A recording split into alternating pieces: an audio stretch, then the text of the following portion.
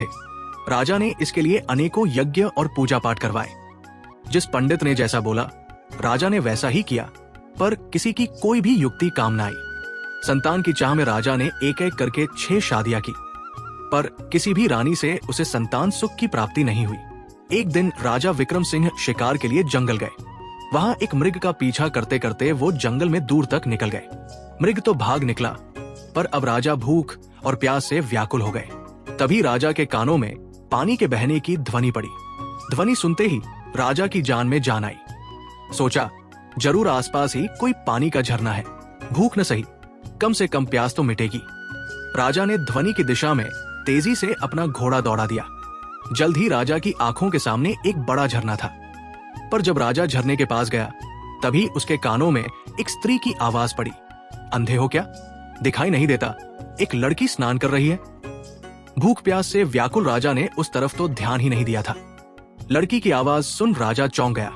उसने तुरंत अपना मुंह फेर लिया और बोला, क्षमा करें देवी, मैं इस जंगल में बहुत देर से भूखा प्यासा भटक रहा हूं, जिससे विचलित होने के कारण मैं आपको देख नहीं पाया।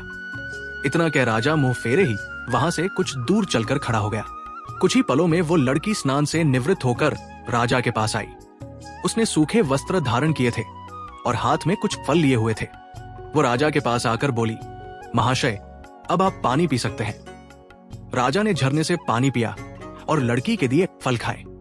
पानी और फल से उनकी भूख प्यास शांत हुई। राजा ने लड़की की ओर देखा और पूछा, है सुंदरी, तुम कौन हो और इस जंगल बियाबान में अकेली क्या कर रही हो? लड़की ने जवाब दिया, मेरा नाम कामिनी है, मैं पास के गांव में रहती हूँ। रोज यहाँ स्नान करने आती हूँ और जंगल से लकड़ियां इकट्ठा करती हूँ। ये झरना जंगल के बीच में है, इसलिए यहाँ कोई नहीं आता। राजा विक्रम सिंह कामिनी की सादगी और सुंदरता पर मोहित होकर बोले, कामिनी तुम्हारी मदद के लिए शुक्रिया।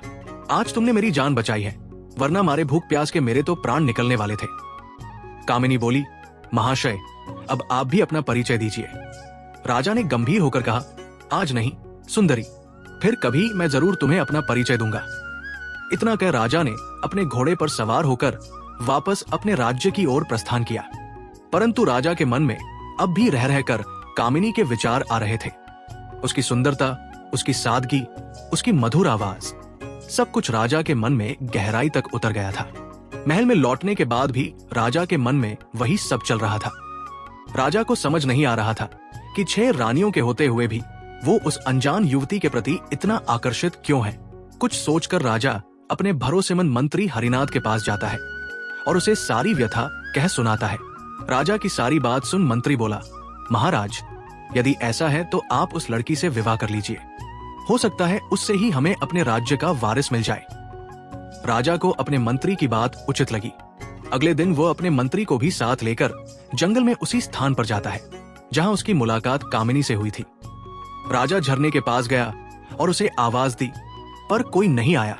जब बहुत बार आवाज देने के बाद भी कामिनी नहीं दिखाई दी तो राजा का मंत्री उसके पास आया और बोला, राजन हो सकता है वो आज आई ही न हो। आपने बताया था वो पास के ही गांव में रहती है, हमें वहीं चलकर देखना चाहिए। राजा और उसका मंत्री दोनों अपने घोड़ों पर सवार हो पास के गांव में जाते हैं। कामिनी का नाम पूछते पूछते दोनों उसके घर पहुंच जाते हैं। 2 शाही व्यक्तियों को शाही घोड़ों पर देख गांव वाले भी कौतूहलवश आसपास जमा हो जाते हैं।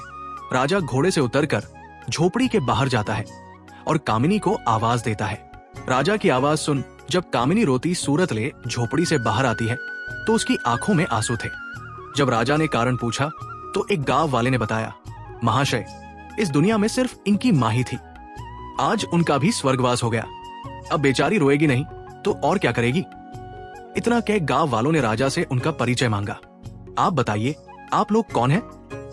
गांव वालों के पूछने पर मंत्री ने राजा का परिचय दिया तो पूरे गांव में खलबली मच गई। सभी ने मिलकर राजा का स्वागत किया। गांव के मुखिया से राजा ने कहा, अगर आप लोगों को कोई आपत्ति न हो तो मैं कामिनी से विवाह करना चाहता हूँ। राजा की बात सुन मुखिया खुश होता हुआ बोला, महाराज हमारी बेटी राजरानी बनेगी, हमारे तो भाग्य खुल जाएंगे। गांव वालों ने जल्दी जल्दी सारी तैयारी करके राजा और कामिनी का विवाह करवा दिया। राजा ने अपनी 7वीं पत्नी अर्थात कामिनी का नया नाम रखा, लक्ष्मी। विवाह के पश्चात गांव वालों ने खुशी खुशी लक्ष्मी को राजा के साथ विदा कर दिया। राजा अपने मंत्री और 7वीं पत्नी लक्ष्मी को लेकर राजमहल आ जाता है। जब राजा की पहले की 6 पत्नियों को इसकी खबर लगी तो वे जल भुनकर राख हो गई। ऊपरी मन से उन्होंने नई रानी लक्ष्मी का स्वागत किया। समय बीतने लगा। अब राजा का अधिकांश समय नई रानी के साथ ही बीतने लगा। ये देखकर पुरानी रानियां और अधिक ईर्ष्या से भर गई, परंतु लक्ष्मी को इसकी भनक तक नहीं थी। वो भोले भाले स्वभाव और एकदम साफ दिल की औरत थी।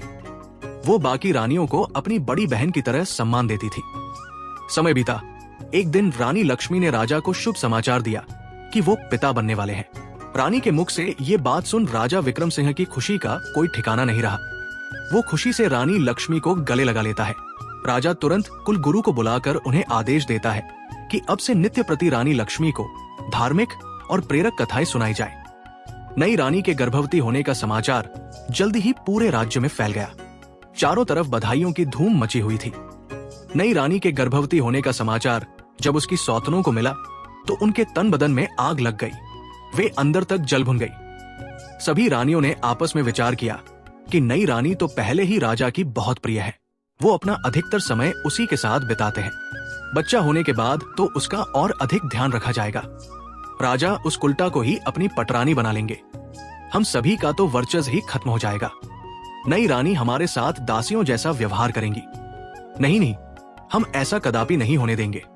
वे सभी सलाह मशवरा करके नई रानी को क्षति पहुंचाने की अलग अलग युक्तियां सोचने लगी, परंतु बड़ी रानियों का कोई भी प्रयास सफल नहीं हो पा रहा था, क्योंकि नई रानी लक्ष्मी उन्हें कभी अकेले नहीं मिलती। कभी राजा के आदेश अनुसार कुलगुरु उन्हें कथा सुनाते मिलते तो कभी उनकी दासियां उनके साथ होती। कभी प्रजा के लोग उन्हें घेरे रहते तो कभी खुद राजा ही उनके साथ होते। ऐसे में रानियों को कभी अपने मकसद को अंजाम देने का मौका ही नहीं मिला। इसी तरह समय बीत रहा था। रानी लक्ष्मी का गर्भावस्था का समय लगभग पूरा होने को आया था, पर फिर एक दिन राज्य की सीमा पर विद्रोहियों ने आक्रमण कर दिया। शत्रुओं से निपटने के लिए राजा विक्रम सिंह को अपनी सेना सहित राजमहल छोड़कर राज्य की सीमा पर जाना पड़ा। बड़ी रानियों को तो जैसे सुनहरा अवसर मिल गया था। वे छोटी रानी को ऐसी दवाइयां देने लग गई जिससे रानी लक्ष्मी के गर्भ को क्षति पहुंचे और उसे ऐसे ऐसे कार्य करवाती जो गर्भावस्था के लिए उचित नहीं थे। बड़ी रानियां छोटी रानी के भोलेपन का खूब फायदा उठाती और उन्हें उल्टी सीधी चीजें सिखाती। जब कुलगुरु छोटी रानी को कथा सुनाने आते तो वो उसे अच्छी अच्छी बातें समझाते और आवश्यक सावधानियां बताकर चले जाते। रानी लक्ष्मी बिल्कुल भी समझ नहीं पा रही थी कि कुलगुरु और बड़ी रानियों की बातें इतनी भिन्न क्यों हैं। आखिर सही कौन है?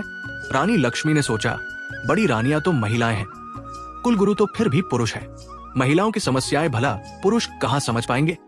इसलिए जो बड़ी रानियां कहती है वही उचित है। साफ हृदय की रानी लक्ष्मी कभी सपने में भी नहीं सोच सकती थी कि बड़ी रानियां उसके साथ कुछ गलत कर सकती है। इसलिए वो आंखें बंद करके जो और जैसा बड़ी रानियां उसे करने के लिए कहती वो बिल्कुल वैसा ही करती। एक दिन रानी लक्ष्मी को प्रसव पीड़ा होनी शुरू हो गई। उसने बड़ी रानी से कहा, दीदी मुझे बहुत दर्द हो रहा है, कुछ समाधान कीजिए कि प्रसव कैसे होगा। ये सुन बड़ी रानी सिर से पैर तक जलकर राख हो गई। उसने विचार किया, इसका अभी से इतना ध्यान रखा जाता है, बच्चा होने के बाद तो पता नहीं इसे और कितना आदर सम्मान मिलेगा। छोटी रानी को मदद मांगते देख उसके मन में तरह तरह के षड्यंत्र चल रहे थे। फिर कुछ सोचकर उसने छोटी रानी को दिलासा देते हुए कहा, तुम बिल्कुल भी चिंता मत करो, मैं दाई माँ को अभी बुलाकर लाती हूँ।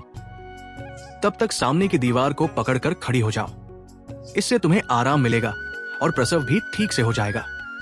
बेचारी छोटी रानी को प्रसव के बारे में कुछ भी नहीं पता था। जैसा उसे बड़ी रानी ने बताया वो वैसे ही खड़ी हो गई। गर्भवती रानी दीवार के सहारे खड़ी प्रसव पीड़ा से कराह रही थी। जब उसकी पीड़ा असहनीय हो गई तो वो वही दीवार को पकड़कर बैठ गई और जोर जोर से चिल्लाने लगी। लेकिन उस बेचारी को देखने या सुनने वाला वहां कोई भी नहीं था। दूसरी तरफ क्रूर निर्दय बड़ी रानी और दूसरी रानियों ने अपनी विश्वास पात्र दाई को बहुत सारे धन का लालच देते हुए कहा, तुम जाओ और छोटी रानी के कमरे के बाहर जाकर खड़ी हो जाओ और ध्यान रखना वहां कोई और